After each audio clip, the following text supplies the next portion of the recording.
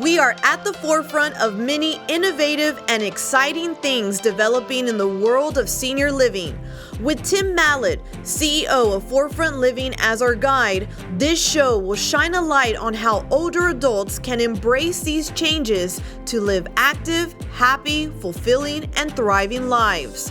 Through discussions with senior living and hospice professionals, architects and designers, and people of all ages, will help today's seniors envision the art of the possible and take steps toward achieving the future of their dreams.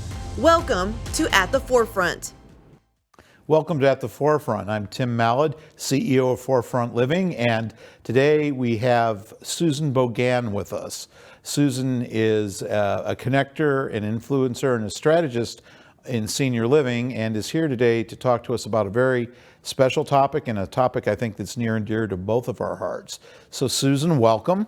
Thank you. And to begin, can you tell us a little bit about your background before we get into the conversation we're going to have today? Sure, of course. So I spent 30 years in senior living at a large marketing company. So I've worked with a lot of great people in the field of senior living. Spent a lot of time with really innovative folks who were movers and shakers in the industry, and after 30 years had a great opportunity that kind of fell into my lap. And if you talk about movers and shakers and unique individuals, I would say the name Michael J. Fox certainly fits into that group. Can you tell us a little bit about what you're doing now, and perhaps expand upon that name for us and the story? Of course. Yes, so Michael J. Fox. I had the opportunity to take a position with the Michael J. Fox Foundation for Parkinson's Research around a study that I think we'll talk a little bit more about here in a bit. So the foundation had the opportunity and wanted to develop relationships with senior living communities across the country because they see that as a unique opportunity to expand their reach, both at the foundation and with some of the clinical studies that they're doing. So Michael J. Fox took a diagnosis of Parkinson's, and was able to bring, I think, awareness to Parkinson's and really take his journey and use it as a springboard to help others. And we, often will see Michael in the news for any number of things. Can you give us a little bit of an update on his journey and how he's doing? Sure. Well, for those who don't know, he was diagnosed with Parkinson's at the age of 29. So really early onset from a diagnosis perspective. And today he's 61. So he's continuing to manage the Parkinson's diagnosis, continuing to thrive and do great things. I don't know if you recently saw, he received a honorary Oscar this past year, so that's been a big achievement. And I think one of the things that was great is I saw in his acceptance speech, he talked about starting the foundation, and that when he got diagnosed, started to learn more about Parkinson's, he found out that the research was ahead of the funding. And so, the whole Parkinson's world really got behind him and said, we'll support you, we'll push things forward if you'll be kind of the face of, helping to bring more awareness to this disease. And he did. And there's a funny little clip that he wanted not to call it the Michael J. Fox Foundation, but to call it PD Cure. And his wife said, pedicure? Why would you want to call it that? So they called it the Michael J. Fox Foundation. Well, what's interesting, and I guess I have a question for you, very early onset, very young, when he received the diagnosis. When you look at the world that you and I have worked in for so long, 61 is very young, but now he's touching this world. Can you tell us a little bit about the study and what the interest is of the foundation in senior living and the people we serve? Sure, yeah. Well, there's emerging research that's showing a connection between smell loss and risk of Parkinson's. Parkinson's is typically diagnosed on average of age 60. So Michael's right at that age, right now, and it does touch those residents that we serve in senior living. But the study that we've launched, we are trying to, I say we're trying to look upstream right now. We've done a lot of research and a lot of studies with diagnosed Parkinson's, newly diagnosed individuals around drug therapies, around therapies to help individuals live longer, better lives with Parkinson's. This study is really important to us because it's trying to figure out, who gets Parkinson's, who doesn't, and the what and whys behind that. So ultimately, we can get to a cure and a prevention. And so we're asking and looking for 100,000 people, so a lot of people, to take a really easy, simple scratch and sniff test that tests for smell loss. And if somebody scores, in a normal range, that's great. Our data, we take that data, put it in our repository, which, by the way, is the biggest repository of Parkinson's data in the world. And if somebody does have smell loss, they may get asked to participate in a in-person clinical study that'll help us, get to the treatment, get to the cure and diagnosis.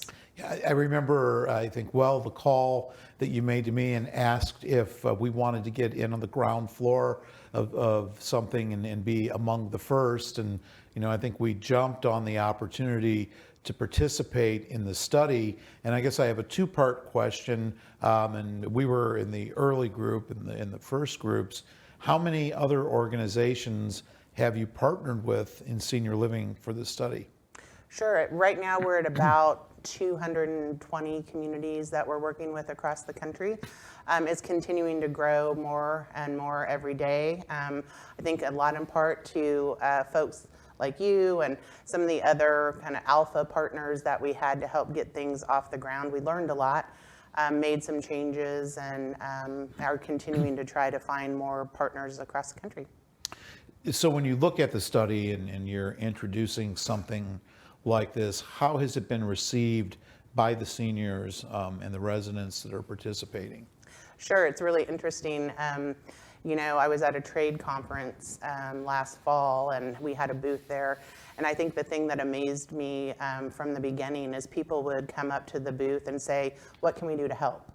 And the same thing happens, with the seniors who are living in the communities.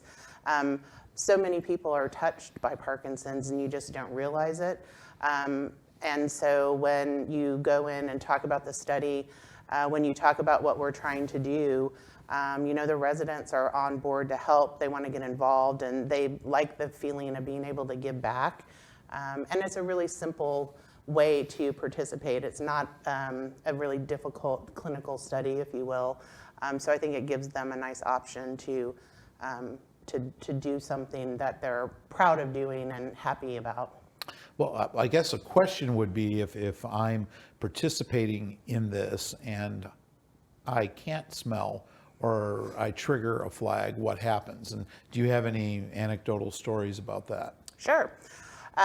If there is smell loss detected, that participant would be contacted by our research concierge team and asked to go to a clinical site. We have 33 sites across the country. During those visits, they would be asked to do things like DAT scans, MRIs, some other, blood samples and things like that.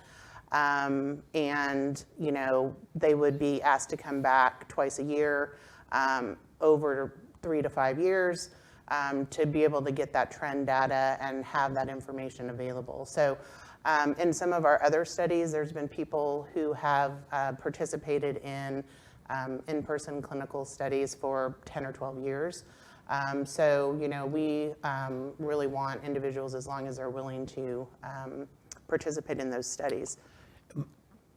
Have you found, one of the elements of COVID-19 is loss of smell? And I think that's impacted a number of people. Personally, I was about a year without being able to smell. Has that phenomenon impacted the study at all? It has, but we're not exactly sure how. The researchers and the scientists are still working through exactly how that will impact the research and the study. However, the smell loss that we're talking about and looking at with this Parkinson's smell loss study is different than COVID-19. So the smell loss that we're looking at is subtle, and it happens over time. So for example, somebody may have smell loss that's happening 2, 3, 4 years before they may even know it. And this scratch and sniff test is able to detect that sooner and help us better than understand what happens between the time that smell loss starts and the Parkinson's diagnosis. Okay, so now you're going to have to go into detail on that, because I'm curious, when you say it's subtle and maybe not noticeable, can you give some examples of what that might mean or what you all have discovered so far or seen? Sure. So we're talking about smell loss that starts in the brain. So it's where the cells are becoming damaged that are connected to smell. Different than COVID or like allergies, where that's happening more in your nasal passages. So oftentimes when individuals come to talk to their physicians or begin to notice it themselves, they're not noticing smell loss, they're noticing loss of taste because taste and smell are so closely connected. And it's really interesting because I think the statistic is like 1 in 10 people over 60 are living with smell loss that they don't even know about. And also, smell loss and brain disease are very closely connected. So not just Parkinson's, but also other brain diseases. And so we always say, if you have smell loss, that doesn't mean you will have brain disease, but if you have Parkinson's, Alzheimer's, or other brain diseases, you'll have smell loss. So it's interesting. To your point, with COVID, and many people who lost their smell or taste during COVID, it was overnight. They woke up and it was dramatic and it was not there. Right. In this scenario, it's very gradual. Have in the study, I guess I would ask early on, the frequency you're encountering these things in your, I guess, test group, is that what you would call the group of people that are participating? Sure, like in the phase 1 participants. Right. So what we're seeing is that only about 2% of those individuals who participate in that first part, the scratch and sniff test, are qualifying to move on to what I'll call phase 2, that in-person clinical study. So it's a small percentage, kind of a needle in a haystack that we're looking for, which is why we need so many people to participate and take the test. Because you just, a person wouldn't know, right, that they're having that smell loss sensation. You mentioned, we've talked about Parkinson's. You mentioned earlier that people have known other individuals with Parkinson's. We're in this era now where, we have a lot of knowledge about things that we didn't have before. How prevalent is Parkinson's disease in the United States or other statistics? Sure. Worldwide, there's about 6 million people who've been diagnosed with Parkinson's, 1 million people in the United States. It's the second neurological brain disease behind Alzheimer's. Although I was on a call the other day with folks from the foundation, and they were saying that Parkinson's right now today is being diagnosed twice as much as Alzheimer's. So I think there's more understanding and knowledge around the symptoms and the diagnosis of Parkinson's because it presents itself in such a individualized manner for each person. Oftentimes it's misdiagnosed early on because you don't have the customary or the well-known symptoms of the tremors or the stiffness of walking. There are a lot of other things that get overlooked. Well, and so you opened yourself up for the next question, Susan, which was really at the back of my mind. While in particular we're talking about smell in this study, you touched on the fact that it is not often easy to diagnose, and I think for the majority of us, we would associate it with tremors or it manifesting in the difficulty in walking or a handshake or a head nod. But can you talk to us about some of those other symptoms and maybe some other early warning signs? Sure. One is constipation, so change in, kind of how your body's functioning and processing food that you're eating. Smell loss, there's skin cancers, because when your dopamine stops working right in your brain with it, which is what Parkinson's really is, it begins to change your skin, and so there's a lot of you have to be careful. People who've been diagnosed have to be careful with that. Mood changes, depression, anxiety. So, a lot of things that you might think, oh, well, that's just on its own, but when it's connected with other things, it could be an early indicator of Parkinson's. So I know that this journey with the Michael J. Fox Foundation is new to you. I know that this phase of your career is new to you, but it seems in the past year that you've gained this deep understanding and bank of knowledge related to Parkinson's. And where did that come from? What were the resources you've used to learn about this disease? Good question, and yes, I'm still learning because there's a lot to learn. But really, it's been the foundation. The Michael J. Fox Foundation has a deep repository of information, of education, of research about Parkinson's that's available on the website, for example, which is just michaeljfox.org. It's really easy to go on there and get all kinds of brain health information, how to eat right, what to do from an exercise perspective, what to do from a, managing medications, videos and webinars from experts, across the world, really, that are sharing their knowledge and information about Parkinson's, and keeping that really up to date. So we're learning new things every day. And all of those resources are being updated on a regular basis so individuals can have access to that. So I know it's early days in the study, and I know that the study continues to grow. Is there anything you've learned so far? Nothing that's really been shared yet. I think we're still a little early in, trying to find enough people to participate. And getting those individuals, to take the first part of the test, and then since only about 2% of those individuals qualify, it's a bit of a slog to get to the number of people that we need to participate to give us good data around the study. And you would mean the 2% qualify to go to the next level of the study? Yes.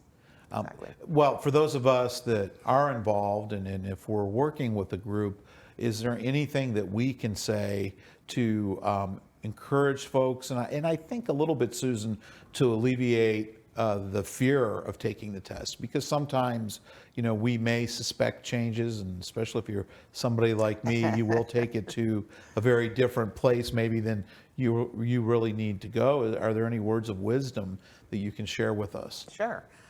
I think there's no downside really in taking the scratch-and-sniff test, right? It's not a diagnostic tool. It's simply a risk factor. So smell loss is a risk factor, not a diagnosis.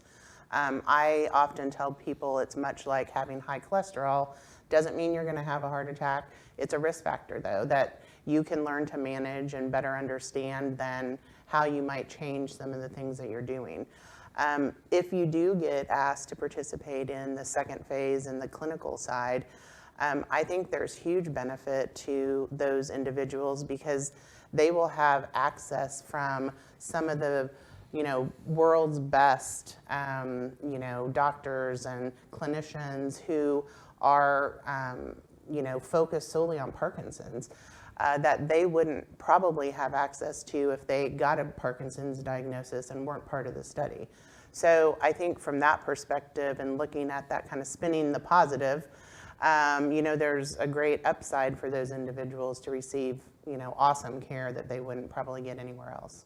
So you have the opportunity right now, Susan. You're talking to a lot of our current and former friends out there, and I think a lot of individuals who probably first have questions, and I think many would like to get involved. And on behalf of them, I would ask, what does it cost to get involved in this study? There's no cost. We've tried to make it, in fact, really easy for senior living communities to participate. We've created a smell loss study in a box kit that's available, that has all kinds of materials, fun things for the residents to participate in. So it's really easy to deploy within the walls of the community. I think the one thing, that we know and understand is that, associates at senior living communities are super busy. So we appreciate the time that they take to help support the study and deploy it, because they're juggling a lot of other things. And I think that's been the biggest hurdle is, being able to fit this different activity into kind of the flow of how things go on a daily basis within senior living communities. So some of us were very fortunate to be able to receive a phone call from you personally, being invited to join, but there are individuals watching right now or organizations watching right now that want to participate. How would they become part of the study, and are there steps they can follow or further information they can have? Sure, if you go to michaeljfox.org/senior living, it'll take you to a landing page, and you can request more information, send an email to me, is what it does. Or you can reach out to me directly, and maybe we can put my email up on the video here at some point. I think we can arrange for that. Yeah. And an interesting question, because we have a lot of viewers that are individuals that may not be associated with an organization, or they are prospective residents perhaps that are looking at joining a senior living community. Are they able to participate as individuals, or do you have to be part of an organization to do this? No, in fact, I joke sometimes and say, this is kind of like the 7 degrees of Kevin Bacon, right? Like, we just need more and more people to do it. So anybody who wants to do it can go to mysmelltest.org/forefront and sign up online to receive their individual smell test kit and participate as an individual, not part of a senior living community. So again, somebody just has to be over 60 without a Parkinson's diagnosis. So we're looking for more people. So anybody out there, we would love to have participate, because for us, really, those people who participate are a resource to us that funding campaigns can't fill. And we have a few minutes, Susan, and while we've talked a lot about the study, I think the Michael J. Fox Foundation is a very dynamic organization. Can you give us perhaps a little overview of other things the foundation is doing beyond this particular study? Sure. There's all kinds of studies that are going on that people can participate in. So, really our goal at the foundation is to find a cure for Parkinson's.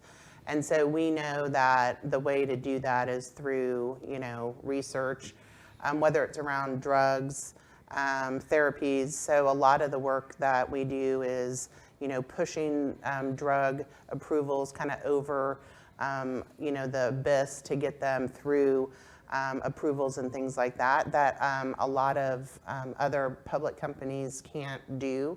So as a private organization, we have the ability to push harder. We have studies around military individuals. People who have a military background have a higher propensity to be diagnosed with Parkinson's.